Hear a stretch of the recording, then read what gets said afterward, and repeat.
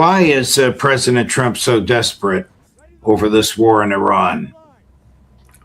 Judge, I think there are a number of reasons. The first and most important, obviously, is that he faces public humiliation here at home and abroad. Things have not gone as he anticipated or as people predicted they would that worked for him. In other words, this was not a short, decisive campaign designed to decapitate the leadership, crush the government, provoke internal unrest. Having not succeeded at that, we then began this long, slow process of trying to cause the disintegration of the Iranian state by bombing targets having been picked for all sorts of reasons, most of them military, but not exclusively. And so now he has this terrible mess on his plate. And that's why he is now taking a 5-day break with the goal of putting together a war-ending offensive from the air and with missiles and bombs. And I think that's what we're going to see shortly in the next week. Is he planning a ground offensive?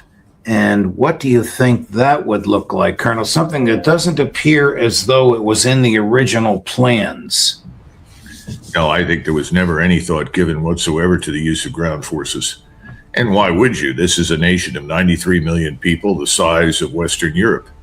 So it makes no sense to think about something like that unless you want to declare a national emergency, open a draft, and then plan on invading after at least 12 to 18 months of preparation with at least 2 to 3 million people. No, that was never part of it.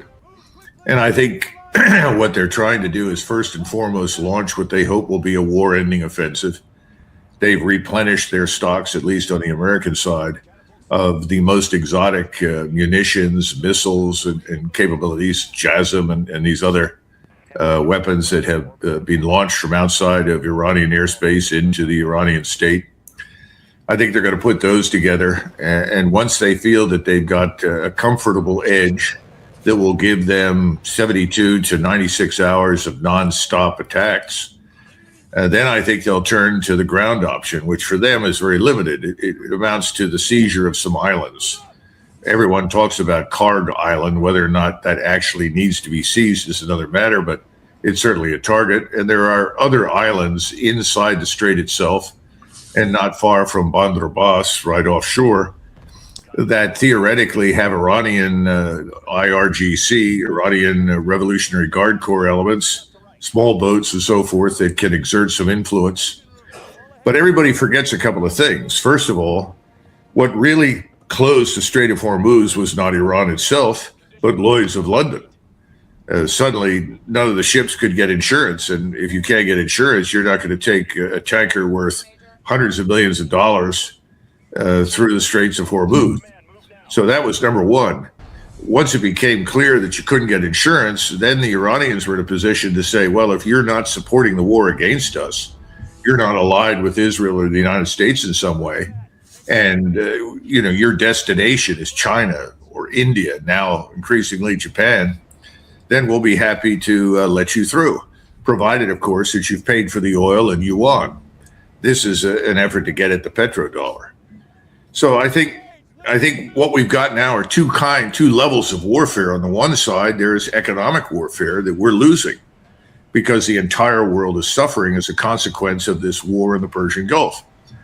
And then secondly, we have the Iranians who are exercising a new form of warfare. It's the 21st century answer to the American World War II paradigm. Our World War II paradigm is on display.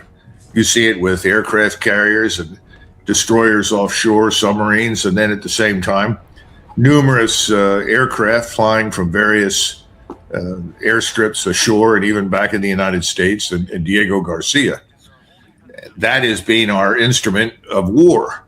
It hasn't worked out as well as we'd hoped because the new way of war is essentially almost limitless quantities of precision-guided missiles and unmanned systems that can be launched from anywhere inside the border against targets out to almost 1,000 miles from Iran. And this has been very effective. It's driven our fleet way offshore. It's forced us to bring in hundreds of aircraft that have to be refueled on a routine basis over Iraq or Saudi Arabia or other areas. So it's a different kind of warfare, but it's turning out to be very successful. Iran doesn't need an air force, doesn't need a navy. It has an army and it has lots of missiles and drones. And these things are prepared for use almost immediately from various underground enclosures. So that has to be defeated from the standpoint of President Trump, because if you can't defeat that and you try to put ground troops on these islands, we have about 10,000 light infantry right now for that purpose. They're at high risk of being killed once they come ashore. In fact, Iran still has pretty capable air defenses for everything under 15,000 feet of altitude, which means that if you try to fly them in with V-22s and helicopters, they're going to very much be at risk. So I don't know how this is going to work, but I think this is designed to be the war-ending offensive. It is sort of the last throw of the dice, if you will, for President Trump. Here's the president 2 days ago saying we won, which I think is absurd, and I'd like you to comment on it. But beyond that, he boasts about things that I'm not sure if they're truthful, or if they're truthful, if they're meaningful. Watch this, Chris, number 13. Well, I think we're going to end it. I can't tell you for sure. I don't like to say this. We've won this. This war has been won. The only one that likes to keep it going is the fake news. I mean, the New York Times, you read the New York Times, it's like we're not winning a war where they have no Navy and they have no Air Force and they have no nothing. And we literally have planes flying over Tehran and other parts of their country. They can't do a thing about it. Are those statements true? We have total air superiority. I'm putting words in his mouth. And they have no Navy. Or if true, are they meaningful? Well, that's the real question. Again, he's using metrics that we saw used in Vietnam. We saw them used during Desert Storm. You'll recall all the press conferences held by General Schwarzkopf, where he would then list, well, today we destroyed 50 tanks and 150 armored fighting vehicles or something. This would go on day after day after day. Now, when we finally got into the place, we discovered that a lot of those losses were absolutely untrue, because they're based largely on battle damage assessments done by pilots when they come back from their strikes, or from overhead surveillance, which isn't always perfectly accurate by any means. So that's the old metric. And he says we destroyed their Air Force. Well, frankly, Iran hasn't had an Air Force since the Shah left the country. So there was no real Air Force to destroy. What about this Navy thing? Well, they had 7 old frigates. We sank one that you're aware of off the coast of India that was unarmed and part of a joint naval exercise with the Indian government. And we've sunk some boats, I'm sure. But they've got large numbers of small boats, fast boats. Some are manned, some are unmanned, carrying explosives, firing missiles. You could go against them day and night for weeks. So he's using a metric that sounds great if you believe in the World War II paradigm, which is what we're stuck in and what we're using. I don't think it's very meaningful. Now, let's stop and consider something. What else is really happening in the world? Well, the strait is functionally closed to anybody that supports us in Israel against Iran. But we've already had a tremendous disruption in the supply chain for oil and petroleum and liquefied natural gas. The world is facing a crisis of food, fuel, fertilizer, and feed. Think about that. The whole world is struggling with this right now. In 2 weeks, Great Britain will no longer have any oil reserves, none. India is in trouble. India now has hundreds of thousands, probably millions of people lining up to buy gas. It can't keep up with the demand. It's shutting down industries. Plastic industries in particular that depend upon petroleum are shutting down. You have a similar situation in Japan. Now, China is actually prepared for this disaster. They have a much larger strategic fuel reserve that has more months in it. But the bottom line is the whole world looks at this as a catastrophe for themselves, for their security, for their businesses. And I think the Iranians know that, and I think the Iranians have planned on tremendous pressure being exerted by the rest of the world on us to stop the war. And I think that's beginning to build. And I think it's going to be very powerful in the weeks ahead. We haven't talked about what's happening here and the impact of inflation, the fragility of our financial system. And the question is coming up more and more. How do you pay for all of this? It's no longer $1 trillion defense budget. It's now a $1.5 trillion defense budget to pay for everything you can conceive of. And how are we going to do it? And people are asking that question. And Bessent says, oh, it's a ridiculous question. What, we just print money? We just buy up our own debt because nobody will come in and buy it? We're headed to a catastrophe financially and economically as well. It's just going to take longer to happen here than it's happening today in Europe. Secretary Hegseth has asked for another $200 billion, using one of his snarky phrases, it takes a lot of money to kill bad guys. Well, the $200 billion, even if authorized tomorrow, wouldn't be used to kill bad guys. It would be used to enrich the manufacturers of ammunition that we're depleting. I think he, along with our 15-point proposal to the Iranians, is disconnected from reality. We're not really interested in negotiating with Iran. We want to destroy Iran. That has always really been the goal. Whatever is left over, we plan to divide up. We and the Israelis plan to control the oil, obviously, and the gas, whatever else is there. But this is effectively another version of the strategy that we embraced against Russia that has ultimately failed in the Ukraine war. Ukraine has lost 1.5 to 1.8 million men fighting. The Russians are in control of the critical terrain that they went in to liberate to begin with. They don't really want this war to go on. They'd like to bring it to an end, but no one has been willing to cooperate with them. But this is not costing them anything. And as we all know, they're doing a land office business in oil right now because they're supplying oil to everybody that can possibly afford to buy it. And they're doing it at very, very lucrative prices. So right. You can say we've done wonders for Russia, and whatever sanctions we've imposed have turned out to be completely irrelevant. The point is, though, now we have, 10,000 light infantrymen. And we're trying to figure out what we can do with this. It's going to make any difference to who controls the Straits of Hormuz. I think that's a very tall order. I think it's going to be very difficult and extremely dangerous. Colonel, how depleted are U.S. ammunition supplies as we speak, late March of 2026? Well, I found an article from RUSI, the Royal United Services Institute. I think I forwarded it to you.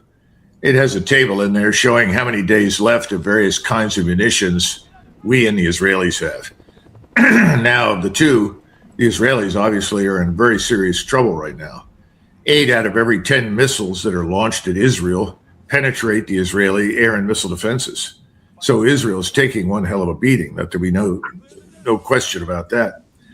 What about us? Well, we have some concerns about theater high altitude air defense missiles. That's the high end that if there's anything out there that we could possibly succeed in using against hypersonic missiles, that's what they are. But we too are running very low. We're running very low on PAC-3. Now, as far as the offensive munitions and missiles, we've got several weeks left. I'm told the Israelis may only have a couple of weeks left. And then when you run out of the exotic material, that's when you turn to the quote unquote dumb bombs. B-52 that flies over Tehran. I don't know if they've done that yet, but I have a feeling they probably have because I see a lot of evidence for carpet bombing. Each B-52 carries 90 500-pound bombs. This is the sort of thing that was developed during the Second World War for Japanese and German cities. They just fall on the population and on the city and inflict what everybody hopes will be unrecoverable damage. But I think we also need to understand that after all was said and done and all these air offensives, the air offensives did not win the war. And that's what people seem to fail to understand. And we're not going to defeat Iran without some other approach. And the only other approach that anybody can come up with is a massive ground invasion. But in addition to Iran not presenting any threat to us, which has always been true, what's the strategic payoff for us to spend $1 trillion to invade the country and essentially occupy it, a hostile place that's going to hate us in perpetuity? Note that Iraq, the place that we occupied, is in the forefront of declaring war on us, trying to drive us out of their country and supporting Iran. So what are we trying to do? What is the real objective? And I think at this point is to create the illusion of victory so that Donald Trump can skate. He can escape humiliation. You used an interesting word to describe the size of the boots on the ground troops that would be necessary. Massive. What did you mean by that in terms of numbers, Colonel? I've heard several people say, oh, we could do it with 200,000. We could do it with 500,000. And my question is always what? Are you on a punitive exercise? You want to cross the Zagros Mountains, which are like the Rockies, move down into the low country where Tabriz, Tehran, Isfahan are, march in there, devastate the cities, and then eventually march out? Is that what you want to do? I mean, I don't know what the answer is, but I think, first of all, we have to understand the two ways of war. What the Iranians are doing is that they have built enormous quantities of standoff attack weapons, primarily ballistic missiles and unmanned systems, we call them drones, in huge quantities, most of them underground. They can be launched at will. And we keep saying, well, we've eliminated all their launchers. Well, I have a lot of difficulty understanding that. I don't think we've eliminated all their launchers. I think there are more launchers out there than we care to admit. I don't know how many decoys we've struck. We hit a lot of decoys in Kosovo back in 1999. I think we're hitting lots of decoys inside Iran. But the point is, they built all these systems. They have what we call persistent surveillance. Sometimes people call it a surveillance stare, as in staring at something, at all sorts of levels. Now, if they come down to lower levels, like the MQ-9, the Israeli Hermes, the Iranians have been shooting those things down. But at higher levels, they haven't been able to do that. And unless you can jam the satellites that the Chinese and Russians are utilizing on behalf of the Iranians, I don't think we can, or we can disrupt them in some dramatic way. That means that wherever we go within 1,000+ miles of Iran, we are being watched. Whatever we do is being identified. In other words, from where do you move? If you're going to attack inside the strait, are you going to fly off of carriers that are 700-800 miles away from the strait? Are you going to fly ashore somewhere into Saudi Arabia? Are you going to fly into Jordan? Are you going to fly into Kuwait? Anywhere you go, you're going to be identified. They're going to find you. They will discover you. Then the only question is, how long do they wait until they concentrate their tactical ballistic or theater ballistic military power against you, along with untold numbers of drones? It's going to be very difficult to protect against that, especially since we haven't found that our air and missile defenses are nearly as effective as is claimed. I mean, we hear, 90% effectiveness. That's not true. I'm getting reports from people in the fleet that suggest it's infinitely lower than that. So how are you going to guarantee that they could even get in? And how do you protect them once they are in? And how do you get them out? This is another exercise in, we're going to be successful, so don't worry about that. What if you're not successful? How do you extract your troops? How do you evacuate the wounded? How do you keep these people alive? Where do they get water? And remember, Iran has already said if we're going to destroy their power plants, they're going to destroy everything in the Gulf. And 90% of the electric plants, in other words, the power plants in the Persian Gulf on the eastern or the west side, are all along the coast. They're all identified. They're easily struck and put out of business. What about the desalinization plants? We hit those, they're going to hit them. And the people in the Arabian Peninsula are then in very serious trouble, not just our troops. In other words, I don't think this is a good idea, but we're back to the war-ending offensive. Develop a war-ending offensive for me so I can walk out of the Oval Office and say, victory at last, the Iranians are surrendering. Good luck.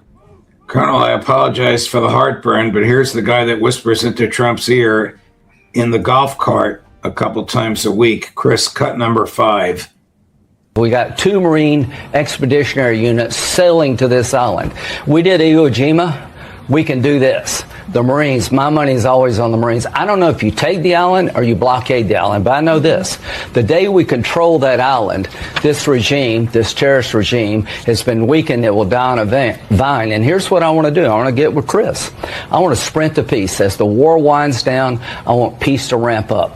The reason we don't have Saudi Arabia and Israel making peace is October the 7th, 2023, Iran through Hamas attacked Israel, stopping normalization. I want to take up and complete what Biden started. As soon as we get Iran defanged so they can never do another October 7th, I want to start up peace talks between Saudi and Israel this year. I want a peace deal between Saudi and Israel, normalizing, ending the Arab-Israeli conflict. It's been going on for 2,000 years this year, and you can't do it with a lethal Iran. So Okay, we're weeks away from this Iranian regime not having the capability to stop peace. Does he know what he's talking about? Well, Judge, don't you remember that Saddam Hussein was responsible for 9/11? Right. Well, we had to go and get him. Okay, so I also remember Paul Wolfowitz telling everybody, the road to Jerusalem begins in Baghdad. Right. We go to Baghdad, then we have the road to Jerusalem. We'll have peace break out all over. This is all crap. It's all nonsense. It's lies. And that's the only thing that you can say. And when he starts talking about Marines, 19,000 Marines were killed in the Pacific during the Second World War. And in retrospect, many, many studies out there have demonstrated that at least 2 or 3 of the islands on which these men died in great numbers probably didn't need to be attacked. And then nobody ever talks about Okinawa, which was the last big operation of the war. And strictly speaking, when you look at our losses, the casualties we took, and the ferocity of the Japanese defense, most people don't regard Okinawa as a great victory. In fact, Okinawa played a major role in the decision to use the atom bomb, because we said, if this is the quality of resistance that we'll face, we'll forget invading Japan. That's an impossibility.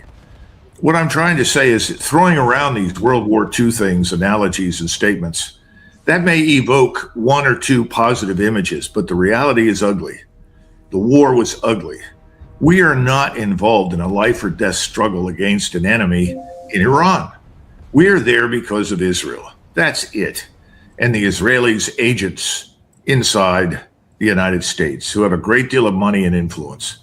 These are the people that brought us into this war. I don't know how Americans feel right now. Most Americans in uniform will always do what they're asked to do. But I'm sure there are more than a few out there beginning to wonder, does this really make any sense? And we have always talked about this too, Judge, on the show. Let's assume I'm wrong. Let's assume that this war-ending offensive works, and we utterly destroy Iran to the point where the state and the society disintegrate. Then what happens? The answer is clear: chaos. And that chaos is going to spill over into other countries in the region, into Turkey, into Syria, into the Arabian Peninsula, and ultimately into Europe, as we've seen before. I don't think the Russians or the Chinese are going to sit still for that. They're not going to sit still for the permanent closure of the Straits of Hormuz, which is damn near what would probably result, because it would be the end of the Gulf Cooperation Council, the end of the Emirates. They will vanish, and there will be nothing there, and it will take us a decade or more to recover from this. Colonel, one last clip for you. A young Marine named Jim Webb, whose grandfather was Ronald Reagan's Secretary of the Navy, and then also a Marine, the grandfather, and also a United States Senator from Virginia, being interviewed by our friend Tucker Carlson. It's very telling what he says. Chris, number 22. As of right now, I hate to say this, I love this country. I am not as proud of anything as I am as my service in the Marine Corps, but I will not let my kids join because of the way that we went to war with Iran. Because if you look at it philosophically, we have gone to war on behalf of another country to further their interests. Those are not my those are not my words. The administration has said as much. Speaker of the House has said as much. And when that's the case, you have reduced our military to effectively a mercenary force. And there's no honor in that. You know, it's this is an offensive war of choice. Sounds right on the mark to me. I wonder if a lot of young people in uniform share that view. Well, I don't know. You'd have to ask.